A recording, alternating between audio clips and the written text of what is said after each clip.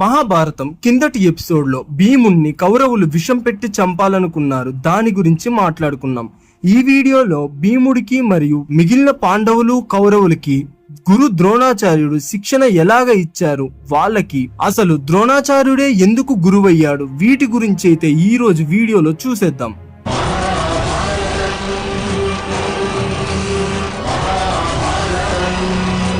ఓసారి కురు రాకుమారులందరూ మైదానంలో ఆడుకుంటూ ఉండగా అక్కడికి భీష్ముడు వచ్చాడు. అప్పుడు కురు రాకుమారులందరూ భీష్ముడిని ఎందుకు భీష్ముడు వచ్చాడా అని ఒక విధంగా చూస్తూ ఉన్నారు. అప్పుడు భీష్ముడు వారితో ఇలా అంటాడు, రాకుమారులారా, మీకైతే ఇప్పటి నుంచి రాజశిక్షణనైతే ఇస్తాము అని చెప్పాడు. ఏ రాజైతే సకల వేదాలను అభ్యసించి యుద్ధ విద్యలలో రాజనీతిలో ప్రావీణ్యం సంపాదిస్తాడో, ధర్మశాస్త్రాలను నీతి శాస్త్రాలను తెలుసుకొని సమర్థవంతంగా రాజ్య పరిపాలన చేస్తాడో ఆ రాజు గొప్ప రాజుగా ప్రజల మన్ననలనైతే పొందుతాడు. కాబట్టి మీకు యుద్ధ విద్యలను నేర్పడానికి ఒక సమర్థవంతమైన గురువుని ఏర్పాటు చేశాను అని అన్నాడు. అది విన్న రాకుమారులందరూ ఎంతో ఆసక్తిగా మా గురుదేవుల పేరేమిటి అని అన్నారు. అప్పుడు ఆ రాకుమారుల వైపు చూస్తూ భీష్ముడు అతడే అని కురు రాకుమారులకు యుద్ధ విద్యలను నేర్పించబోయే గురువు పేరు చెప్పబోతుంటే సరిగ్గా అదే సమయానికి పశువుల పాకలోని పశువులన్నీ ఏదో అలజడి రేగినట్లుగా కోపంగా ఒక్కసారిగా వాటికి అడ్డుగా నిలమించిన కంచెను బద్దలు కొట్టుకుంటూ బయటకు వచ్చి వాటి దారికి అడ్డంగా ఉన్న వాటినన్నింటిని గుద్దుకుంటూ అత్యంత వేగంగా ముందుకు దూసుకు వెళ్తున్నాయి. అది చూసిన భీష్ముడు తన ధనస్సు పట్టుకొని వాటిని ఆపడానికి ముందుకు వెళ్తుంటే ఇంతలో ఆకాశం నుంచి ఒక్కసారిగా కుప్పలు తెప్పలుగా బాణాలు దూసుకువచ్చి ఆ పశువులు వెళ్తున్న దారికి అడ్డంగా పెద్ద కంచెలాంటి గోడనైతే నిర్మించాయి. అప్పుడు భీష్ముడితో సహా కురు రాకుమారు అందరూ ఆ బాణాలు వేసింది ఎవరా అని తిరిగి చూశారు. అక్కడ ఉక్కు లాంటి శరీరంతో ధనుర్బాణాలను చేతపట్టి తెల్లటి గుర్రంపై ఒక వ్యక్తి వచ్చాడు. అతడిని చూసిన భీష్ముడి పెదవులపై ఆనందంతో ఒక చిన్నటి చిరునవ్వైతే వెలసింది. ఆ పశువుల ముందు బాణాలు గోడలుగా మారి అడ్డు నిలవడంతో అవి వాటి దారిని మళ్లించి పక్క దారి వైపు పరుగులు పెడుతున్నాయి. ఆ గుర్రం పైనున్న వ్యక్తి కిందకి దిగి ముందుకు నడుస్తూ తన ధనస్సు ఎక్కుపెట్టి వరుసగా బాణాలు వేయడం మొదలు పెట్టాడు.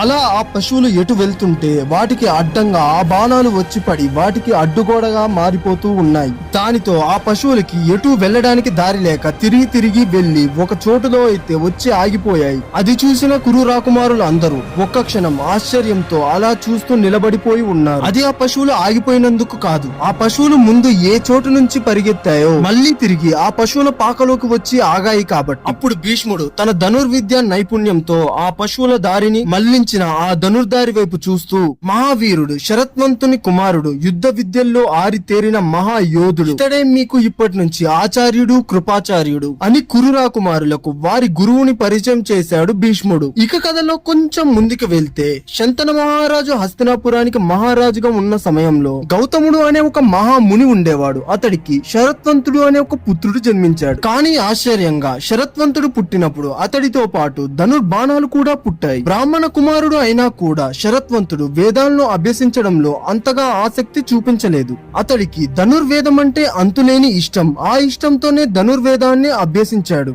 ధనుర్విద్యలో అతన్ని మించిన వారు లేనట్లుగా ప్రావీణ్యాన్ని సంపాదించాడు. అయినా కూడా శరత్వంతుడు సంతృప్తి చెందలేదు. ఇంకా శక్తివంతుడు కావాలని తపస్సు చేయడం మొదలు పెట్టాడు. అది చూసిన దేవేంద్రుడు శరత్వంతుని తపస్సును ఎలాగైనా భంగం చేయాలని జలప్రద అనే ఒక అప్సరసని మనసులో స్మరించాడు. వెంటనే అత్యంత సౌందర్యవతి అయిన ఒక యువతి దేవేంద్రుడి ముందు ప్రత్యక్షమై నిలిచింది. వెంటనే దేవేంద్రుడు ఆ అప్సరసతో, జలపద, శరత్వంతుడు అత్యంత శక్తివంతుడు అవ్వడం కోసం తపస్సు చేస్తున్నాడు. అది ఈ లోకానికి అంత మంచిది కాదు. వెంటనే నీవు శరత్వంతుడి ముందుకు వెళ్లి నీ అందచందాలతో అతని తపస్సుకైతే భగ్నం కల్పించు అని చెప్తాడు. దేవేంద్రుడి ఆజ్ఞ మేరకు ఆ అప్సరస తపస్సులో నిమగ్నమై ఉన్న శరత్వంతుని దగ్గరకు వెళ్లి అత్యంత సుందరంగా నాట్యం చేయడమైతే మొదలు పెట్టింది. ఆ అప్సరసను చూసిన శరత్వంతుడు పరవశించిపోయాడు. చుట్టూ ఉన్న ప్రపంచాన్ని మర్చిపోయాడు. అతని చేతి నుండి ధనుర్బాణాలు జింక చర్మం కింద పడ్డాయి. కామోద్వేగంతో అతనికి వీర్యపతనం అయ్యింది. దాని తర్వాత శరత్వంతుడు మళ్ళీ తిరిగి తపస్సు చేసుకోవడానికి వెళ్లిపోయాడు. కానీ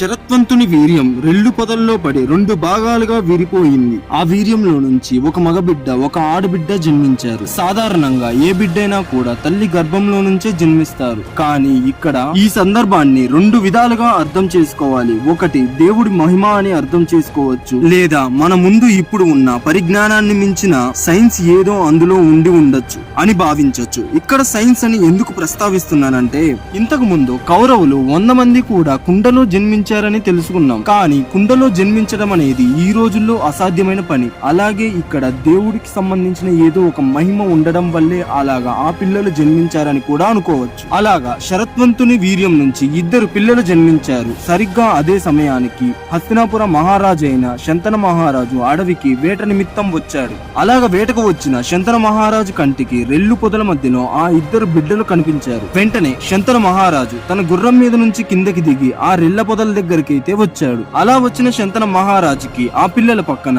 ధనుర్బాణాలు, జింక చర్మం కనిపించాయి. అవి చూసి శంతన మహారాజు ఈ పిల్లలు ఎవరో బ్రాహ్మణ పిల్లలు అని భావించి తనతో పాటు తీసుకువెళ్లే ఆ పిల్లలలో మగబిడ్డకి కృపుడు మరియు ఆడబిడ్డకి కృపి అని పేరు పెట్టి తన దగ్గరే పెంచుకున్నాడు. ఇలా ఉండగా ఒకసారి శరత్వంతుడు శంతన మహారాజు దగ్గరికి వచ్చాడు.